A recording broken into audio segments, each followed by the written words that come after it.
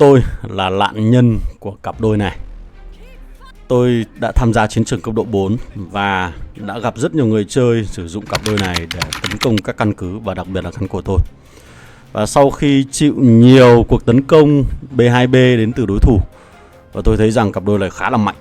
Và thậm chí là trong trò chơi game này thì hệ thống gợi ý sĩ quan nó cũng gợi ý cho cái cặp đôi này dành cho các đơn vị pháo binh là top tier.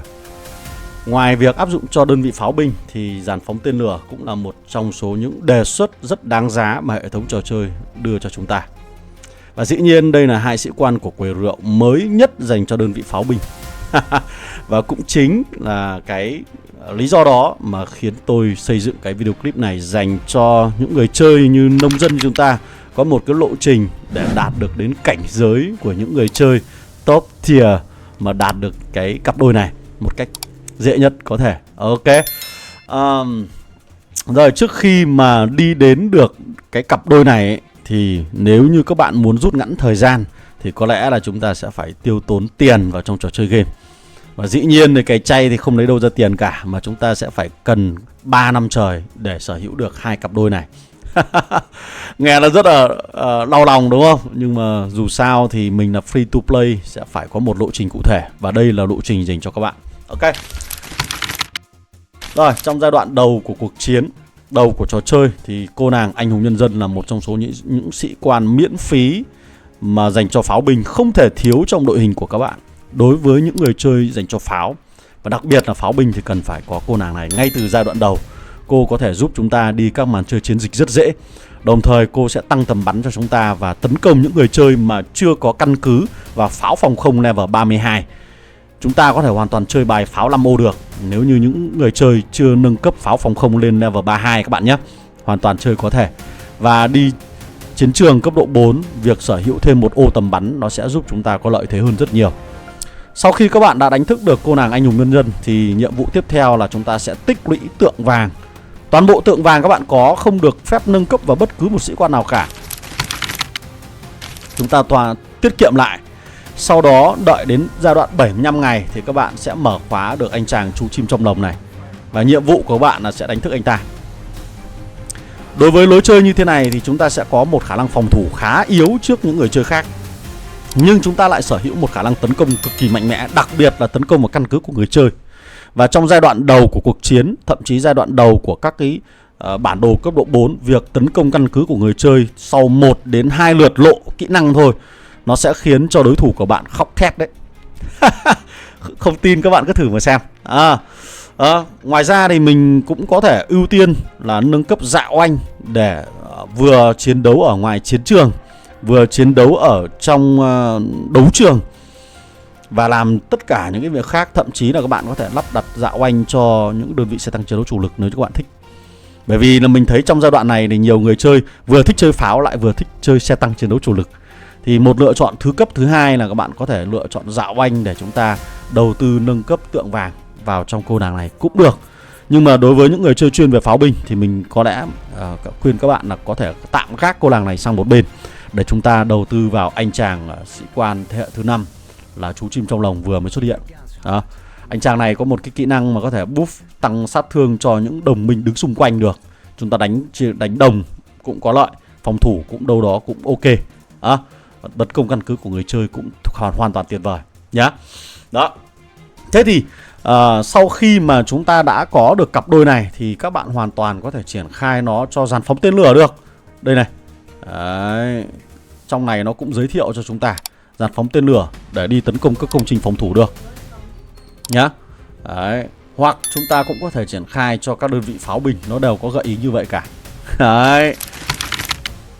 Sau khi xong rồi thì nhiệm vụ tiếp theo của chúng ta sẽ là gì? Nhắm mục tiêu vào cô nàng hắc quản gia. Đây là sĩ quan quầy rượu đầu tiên mà các bạn cần nhắm đến. Mình không khuyến khích các bạn chơi nữ thần tự do nữa bởi vì cô nàng đó đã quá lâu rồi. Và việc những người chơi ở các máy chủ 190 đổ đi đầu tư vào cô nàng này có lẽ là sẽ là không khôn ngoan.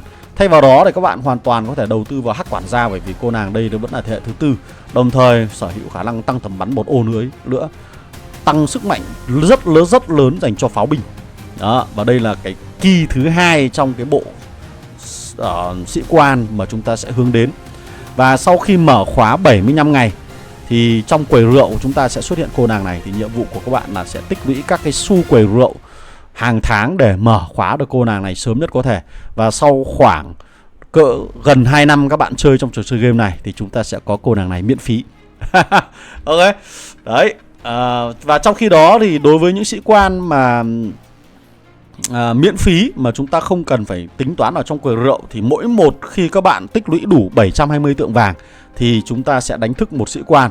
Và sĩ quan tiếp theo thì có lẽ là mình sẽ khuyến nghị các bạn có thể lựa chọn một sĩ quan phòng thủ. Ví dụ như là cô nàng là gì? Thiên thần thép này. Đó. Hoặc là một cái sĩ quan mà cũng chuyên về tấn công khác để sau này chúng ta có thể học tập bộ kỹ năng. Ví dụ như là anh chàng lãng khách tương lai hoặc là thiên lý nhãn đều được. Hoặc thậm chí nếu như các bạn thích đánh ở ngoài chiến trường thì có thể sử dụng cô nàng Dạo Anh là Lady Shadow. Đó.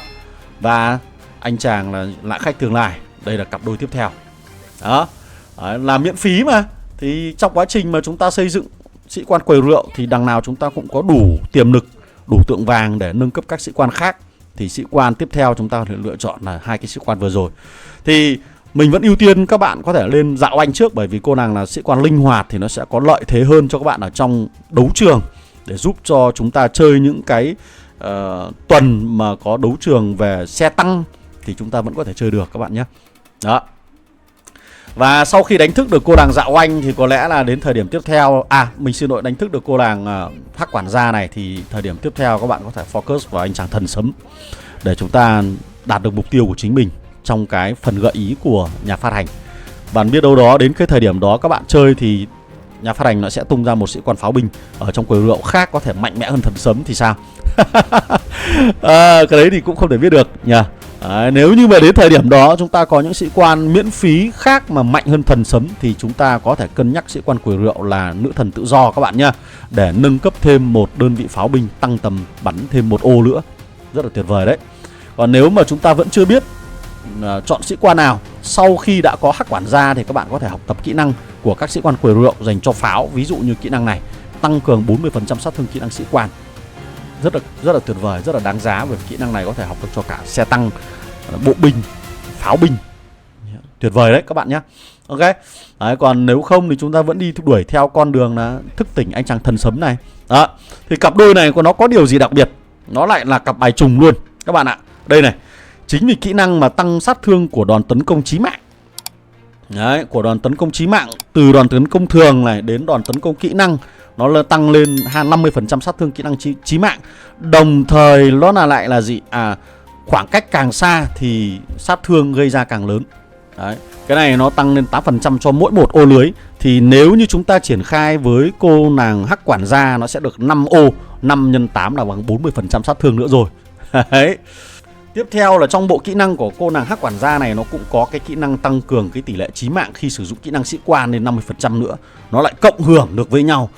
Điều đó nó khiến cho cái báo cáo chiến đấu của chúng ta sẽ tỏ ra khác biệt. Và để minh chứng cho điều này thì mình có làm một cái bài kiểm thử nhanh bằng việc là sử dụng một đơn vị xe tăng chiến đấu chủ lực để làm nền, là hút sát thương từ cái căn cứ anh chàng Deep Six, sau đó sử dụng cái đơn vị dàn phóng tên lửa để minh họa cho các bạn trong quá trình mà tấn công một căn cứ của người chơi. Thế thì trong cái báo cáo chiến đấu thì các bạn có thể được nhìn thấy ngay là trong phần kiểm thử đầu tiên mình có sử dụng anh chàng là chú chim trong lồng. Sau đó nên mình sẽ có thay thế được với anh chàng là thần sấm cộng với lại cô nàng Hắc quản gia. Thì như các bạn đang được nhìn thấy ở cái phần báo cáo chiến đấu thì mỗi một báo cáo chiến đấu nó lại có sự khác nhau. Bởi vì cái điều này nó đến từ việc là xảy ra cái phần sát thương nộ đến từ kỹ năng sĩ quan các bạn nhé. Nên là như các bạn được nhìn thấy là báo cáo chiến đấu cuối cùng nó gây ra được lượng sát thương kỹ năng sĩ quan lớn hơn rất nhiều so với hai cái báo cáo chiến đấu trước đó mà khi chúng ta sử dụng anh chàng thần sấm. Đó.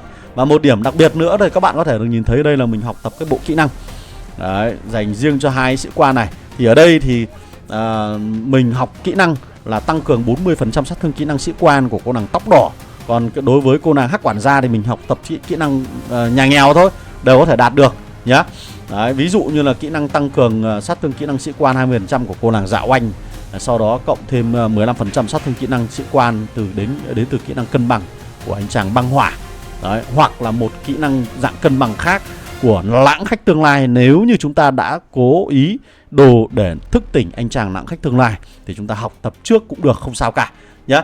Ngoài ra thì nếu như các bạn không có điều kiện thì chúng ta có thể thay kỹ năng này bằng một kỹ năng là tăng cường 25% sát thương kỹ năng sĩ quan của chính cô nàng anh hùng nhân dân mà trước đó chúng ta đã đánh thức từ đầu ấy.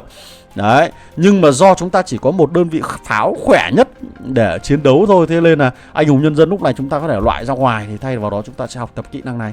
Đấy, nhà nghèo thì phải chấp nhận thôi nhỉ, nhưng mà ít nhiều nó vẫn có đáp ứng được cái khả năng tấn công trong trường hợp mà các bạn muốn bay to bay.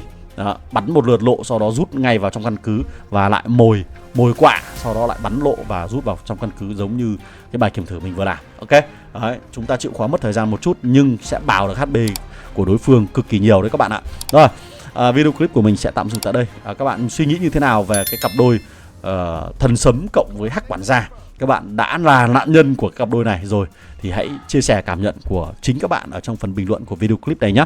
Còn bây giờ có lẽ là video clip sẽ tạm dừng đây. Hẹn gặp lại các bạn ở trong các video clip lần sau. Đừng quên tham gia chương trình hội viên của Haz Game để ủng hộ mình nhiều hơn nữa nhé. Cảm ơn tất cả các bạn. Goodbye.